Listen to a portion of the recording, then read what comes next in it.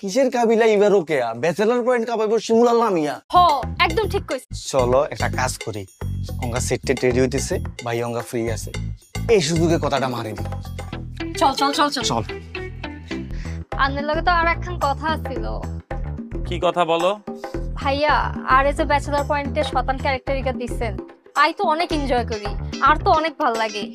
কিন্তু নোয়াখালীতে যে পোলাহাই নিগুন আছে, তারপরে আর আত্মীয় স্বজন বেগিন, হ্যাঁ তারা তো মনে করে আই মনে হয় সত্যি সত্যি এরম না শতান। আসলে তো আই এরম না শতান নয়, আই তো রিয়েল লাইফে বালা। তো আপনি যদি আর ক্যারেক্টারটার একখানা ভদ্র বানাই দিতেন। আচ্ছা ঠিক আছে, তোমার ক্যারেক্টারটা ভদ্র বানায় দেয়া যায়, বাট তোমার ক্যারেক্টারটার মধ্যে যে দুষ্টামিগুলো আছে, এই দুষ্টামিগুলার কারণেই কিন্তু তোমার ক্যারেক্টারটার প্রতি মানুষের এত ভালো লাগা বা মানুষ পছন্দ করতেছে, তো পছন্দ নাও করতে পারে। ভাইয়া ভাইয়া তাহলে আর ক্যারেক্টারে ভদ্র বানানোর দরকার। অত্র এলাকার বেগিন পোলার লগে আই ফ্লার্ট করি, আরে আপনি রিসর্টে পাঠাই দেন, আরে আপনি বিদেশে পাঠাই দেন, আরে ভদ্র বানাই দেন, আরে আরো শতান বানাই দেন। এরে হলো মিয়া, তুই এটা কি কইলা? আমগো দুজনের রুমে কি কথা হইছে?